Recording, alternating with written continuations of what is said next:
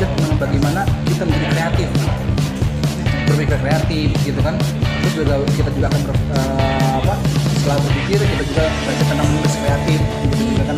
Kemudian juga kita belajar bagaimana kita merancang sebuah campaign.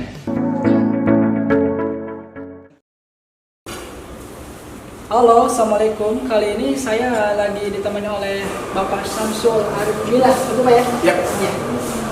Alhamdulillah kebetulan beliau ini adalah dosen juga di UNMA, Universitas Majalengka, yang beliau menjabat sebagai Kaprodi Ilmu Komunikasi di situ Pak ya? Ya. Gitu. Jadi kita di sini lagi apa? Lagi makan. Lagi makan. Makan. Karena Makan. ini kita nggak pakai masker karena lagi makan kan, kalau dia makan pakai masker itu nggak bisa. Nggak bisa. Betul. Jadi mungkin kurang lebih di sini kita hanya ngobrol ya. Yap. Mengobrol karena ngobrol Majalengka ya, apa aja lah. Sesuai dengan namanya obrolan Majalengka. Ya. Apa aja kita ngobrolnya mungkin kanan kiri ngobrol nggak apa-apa ya. Siap. Santai sambil makan ya. Siap. Gini Pak, Iya. ini kan mengenai ilmu komunikasi ini saya ingin membahas juga sesuatu yang mungkin ada seperti komunikasi. Ya. Kebetulan media kan di berita kan udah banyak juga yang viral, misalnya yang udah beredar kan ya tentang apa namanya wacana perubahan nama Pemprov. Wacana perubahan nama Pemprov ya. Yang Jabar. Jabar ini, yang tadi kan Jawa Barat. Ya. Jadi provinsi Sunda. Pasundan. Iya. Itu menurut pandangan komunikasi itu gimana, Pak? Ya. Baik, sambil makan ya. Sambil makan ya. Jadi itu memang saya udah dengar hampir sepekanan kurang lebih ya gitu ya. Dengan sekarang saya pernah diwawancara juga sama satu media lokal di Cirebon. Jadi memang apa sih pentingnya perubahan nama tersebut gitu ya? Apa sih kenapa harus sekarang gitu ngomongin itu gitu kan ya? Dan yang pastinya lagi tentunya karena saya sebagai dosen komunikasi, apalagi ketua program studi di MAN sekarang komunikasi, saya coba akan menelaah dari sudut pandang saya. Iya. Jadi kenapa wacana perubahan nama gitu ya, Iya. dari Jawa Barat menjadi Provinsi Pasundan atau Sunda atau Tatar Sunda gitu ya, sebenarnya itu hal wajar. Jadi hal wajarnya kenapa? Ya kalau saya ketahui gitu ya, ini tuh wacana ini sudah lama. Itu memang sebenarnya udah ada juga, Pak ya? Sudah. Betul. Bahkan tahun 2015 ini sudah masuk ke dalam negeri, tinggal ketok palu aja. Tapi ya belum selesai sampai 2017 malah menurun gaungnya, dan 2019 dibahas lagi, gejolak lagi, dan sekarang 2020 Iya. lagi corona pandemi sama Bu Eni dibahas lagi gitu ya. Iya, betul. Gitu, dan ini hal wajar biasa gitu. Nah tapi yang menjadi penelaan saya gitu ya, perhatian saya adalah bahwa ini adalah sebuah tanda Tanda itu, Pak. tanda bahwa si Kabayan sebuah kota. Maksudnya itu bisa di sana, Pak. Jadi- Soalnya saya belum paham. Belum Pak. paham ya? Iya, betul. Tahu Kabayan? Tahu. Kabayan kan orang Sunda ya? Yang Maksudnya disimbolkan oleh orang Sunda ya? Iya. Kabayan tuh. Nah Kabayan tuh kan di kampung kan ya? Betul. Ya. Pintar, ada bodohnya juga, rajin, ada malesnya juga gitu ya. Campur lah pokoknya mah. Lucu juga gitu ya. Gitu, dan dia kreatif. Nah, dia tuh kan selalu di kampung, Iya. jadi sama abahnya, sama Iteng gitu ya. Iya. Terus kemudian dia sabah ke kota. Itu salah satu judul film atau bahkan ada beberapa cerita tentang si Kabayan sabah kota. Iya. Kota itu kan diibaratkan sebagai representatif orang-orang yang lebih baik daripada di desa gitu ya. Pengetahuannya, kekayaan dan sebagainya. Betul. Nah, ini adalah tanda, menurut saya tanda bahwa orang Sunda harus sekarang masuk ke tatanan tempat-tempat ataupun wilayah strategis, Iya. pejabat strategis. Jadi kan sekarang belum pernah saya dengar nih orang Sunda yang menjadi presiden, belum pernah saya dengar orang Sunda yang menjadi Kapolri. Iya. Gitu ya. Belum saya pernah dengar orang Sunda yang jadi wakil presiden. Betul. Jadi jabatan-jabatan strategis di Indonesia di nasional itu belum pernah ada gitu. Masa kalah sama Makassar yang kecil gitu ya. Sunda itu kan banyak gitu. Betul. Nah, kalau menurut saya sepertinya inilah tanda orang Sunda ingin ekspansi untuk masuk ke jajaran strategis di nasional. Itu hal wajar. Iya. Nah, keduanya kan ini adalah sebuah strategi di mana dengan mengembalikan, Iya. kalau saya bilangnya mengembalikan ya, karena dulu udah pernah dibahas. Iya. Bahkan zaman RIS Republik Indonesia Serikat itu udah ada Pasundan. Iya. Kemudian tapi kembali lagi ke RI jadi Jawa Barat, West Iya. Java gitu ya. Nah, jadi bukan diganti, sebenarnya dikembalikan ke Provinsi Pasundan. Betul. Nah, ini adalah strategi pada saat nanti jadi nih Provinsi Pasundan atau Provinsi Tatar Sunda ataupun Provinsi Sunda, maka apa? Bargaining position dari orang-orang Sunda akan naik. Iya, betul itu. Ini strategi. Jadi kalau seandainya udah diganti namanya, maka akan menggeliat orang-orang Sunda yang tidur gitu ya. Silakan teh. Aduh, makasih. Cappuccino 1. Siap. Apa nih? Green tea 1. Oke teman-teman. Ngiler ya. Sambil minum ya. Minum. Gitu. Jadi itu adalah strategi untuk tadi masuk ke tatanan itu dengan cara mengganti nama atau mengalihkan kembali ke nama yang dulu gitu. Nah ini Pak, kenapa sih ketika untuk membangun sesuatu, merancang sesuatu, kita harus membuat strategi gitu?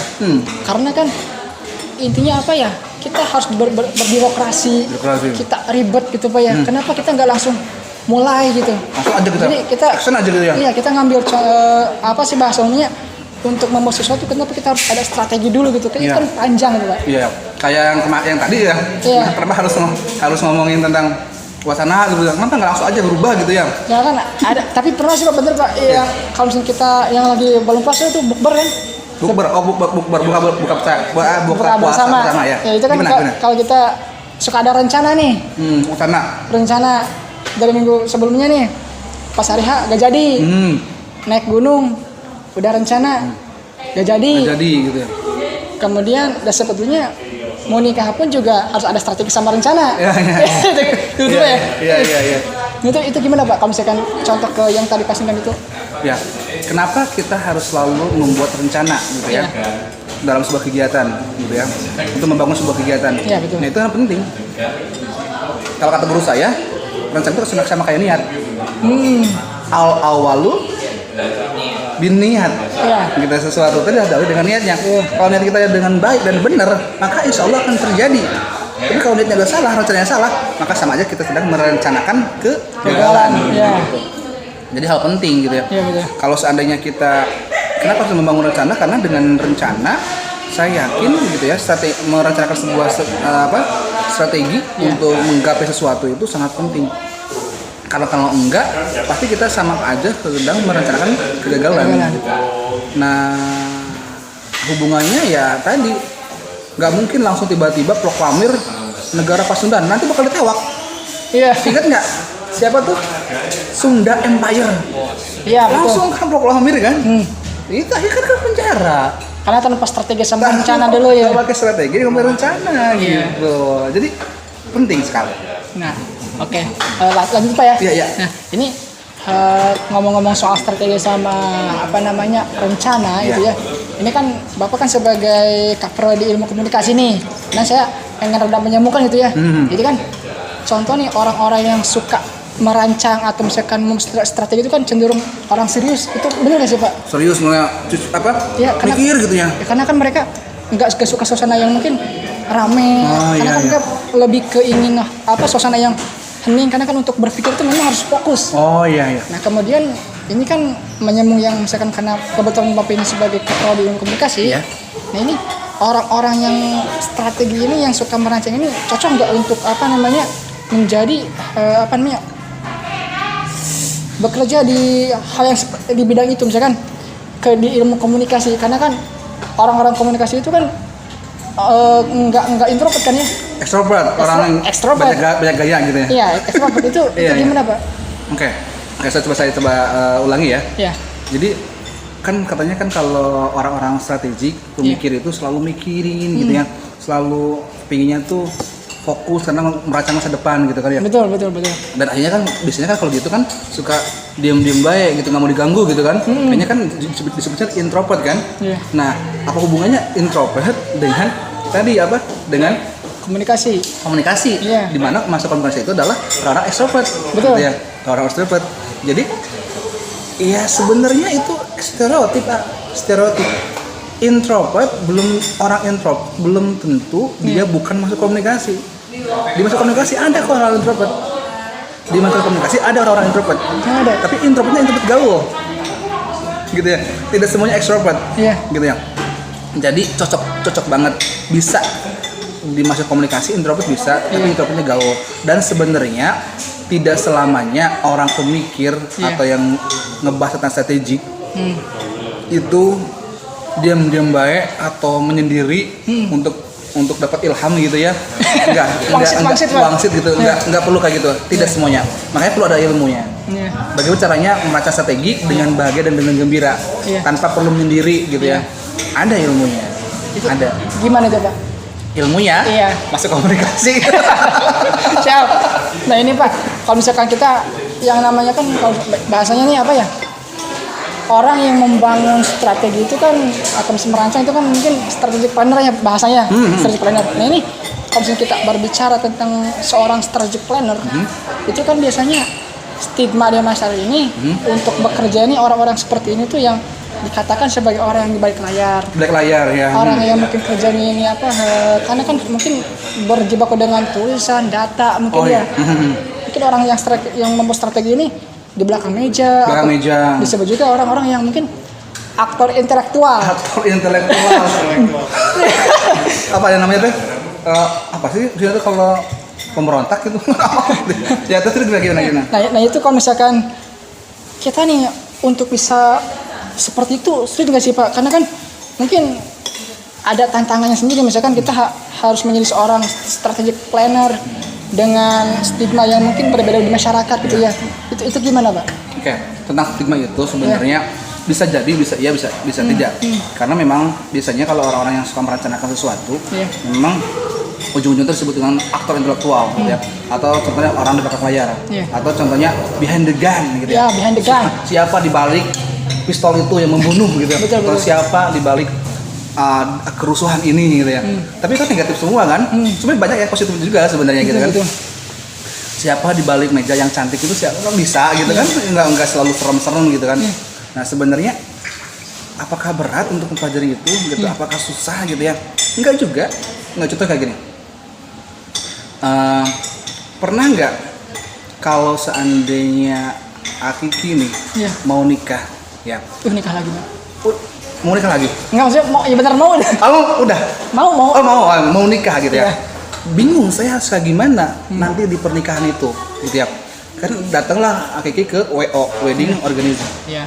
Si wedding itu ngasih tahu dong, bagusnya gedungnya di sini, pakai majunya kayak gini, nanti datangnya ke gedung itu seperti ini, nanti tamu-tamunya seperti ini, kemudian nanti suguhannya kayak gini loh gitu ya, nanti hantarnya kayak gini, dirancang oleh si wedding planner itu. Kira-kira si WO itu serem nggak sih? Enggak sih. Enggak ya, malah cantik-cantik ganteng-ganteng ya. Satu lagi kemudian, yang kedua nih, orang-orang yang sangat strategi. Pernah nggak kalau seandainya di perusahaan karyawan datang gitu ya, baru suka ditanya-tanya dulu, kamu senangnya apa, sukanya apa gitu kan ya, pernah kerja di mana dulunya, mau gaji berapa gitu ya, pernah nggak? Pernah. Itu HRD kan? Nah HRD itu kan orang-orang yang bagaimana mencari tahu gitu kan tentang seluk-beluk dari si para pekerja, pelamar gitu, dan nanti dia dirancang kira-kira cocok di orang ini di posisi mana, jadi apa, apakah perlu langsung jadi karyawan atau jadi kontrak dulu gitu kan, kira-kira gajinya berapa yang cocok nih gitu kan, apakah kira-kira bisa digrupin enggak atau hanya individu aja kerjanya. Nah itu kan dirancang, itu kan perancang juga. Kira-kira HRD menyeramkan nggak? Enggak sih. Enggak juga kan? Cuma tapi bener Pak ya. Tapi gini, ini mungkin hanya opini saya. Opini. Tapi ini juga sebenarnya goblok juga sih Pak bertanya. Gimana? Karena kan mungkin ini ya kebanyakan yang orang tahu tuh mungkin HRD ini menyeramkan. Itu memang udah jadi hal umum Pak ya. Hal umum. Karena kan takut mungkin dipecat gitu ya. Nah itu saya mau nyambung ke sana karena mungkin mereka itu orang-orang yang belum kenal lebih jauh tentang HRD mungkin hanya melihat bahwa apa sih HRD kerjanya cuma kalau nggak ngerekrut cuma mecatin orang aja, kalau nggak marah-marahin. Marah-marahin gitu. Nah, itu saya dapat ilham tapi info ini dari FTV karena kan FTV. karena kan Sinetron. Iya, karena kan yang suka dilihat kan cuma gitu-gitu doang. Gitu-gitunya aja. Kamu keluar, saya pecat kamu. Itu kan gak tahu, mungkin saya korban FTV aja mungkin. FTV ya. Tapi itu Mama bener nggak sih? Indonesia. Tapi emang enggak gini ya. Kalau stigma, stereotip itu selalu ada positif dan negatif. Layaknya kalau kita dengar dipakai headset, gitu ya, stereo kan ya. Karena stereo itu kan pasti kiri kanan nggak akan sama kan. Ini ada gendangnya aja, ini suaranya aja kan. Betul. Ya kan, berbeda kan. Betul. Nah berarti informasi ataupun contohnya opini pun selalu berbeda. Tapi kalau disatukan dan kita ngambil hikmahnya, ngambil jalan tengahnya, pasti akan ada sesuatu yang baik. Nah itu HRD itu baik gitu, dan sebenarnya enak banget kerja di HRD. Contohnya kita bisa mengenal karakter manusia. Kita bisa menjadi pahlawan orang untuk si karyawan tersebut, gitu kan. Naik gaji, naik jabatan, pindah mutasi, gitu ya. Bahkan kita bisa menyelamatkan perusahaan. Itu pahlawan HRD. Jadi stigma negatif itu ya mungkin di TV saja gitu kan, tapi sesungguhnya kan enggak. Banyak orang-orang yang suka HRD juga. Bahkan contoh ketiga selain HRD adalah ini R&D. R&D juga adalah orang-orang yang merencanakan strategic planner gitu ya. Jadi contohnya dia itu merencanakan sebuah program dari sebuah produk, barang dan jasa sebelum dikeluarkan. Gitu ya. Research and development, R&D, research and development. Jadi meriset dulu, analisa halayak dulu. Ini kira-kira produk ini bagusnya di halayak seperti apa, audiens seperti apa, gitu kan diteliti. Terus kemudian ini kira-kira barang ini tuh cocok nggak sih untuk di Majalengka, untuk di mana, nggak gitu. Itu kegiatan yang sangat menyenangkan. Contoh kayak gini. Pocari Sweat, maaf ya, saya sebutkan merek aja, Pocari Sweat. Pocari Sweat itu bagusan dipasarkannya di orang-orang kota atau orang-orang desa, gitu ya. Kemudian apakah orang-orang yang senang olahraga atau yang ngeluarin keringat kan ya, ataukah petani yang ngeluarin keringat juga, gitu kan. Ini memang ekstrim perbedaannya. Tapi kalau kita bisa dalami itu, pasti langsung milihnya yang kota-kota aja, gitu ya. Tapi kalau kita pelajarin lagi, ya, apakah petani yang di sawah, gitu ya, butuh nggak Pocari Sweat? Butuh, karena kok keringat juga. Wah keringat. Tapi kadang-kadang bilang, kunaon mahal-mahal tuh, sesuai namanya dahar uyah gitu. Oralit gitu ya, atau contohnya air putih pakai garam gitu kan ya. Nah ada edukasi dulu. Nah edukasi itulah salah satu bentuk bagian dari perencanaan untuk mengedukasi masyarakat, halayak juga, sehingga kegiatan ini sangat menyenangkan. R&D itu. Jadi sebenarnya perencanaan strategi itu benar-benar berhubungan dengan bagaimana sebuah awalan gitu ya, pertengahan dan akhiran untuk kita semua rancang. Sutradara lah gitu ya. Seperti itu. Itu sih Pak, boleh minum dulu. Sambil. Dari minum ah. Dari saya dianggurin terus ini. Iya. Bismillahirrahmanirrahim.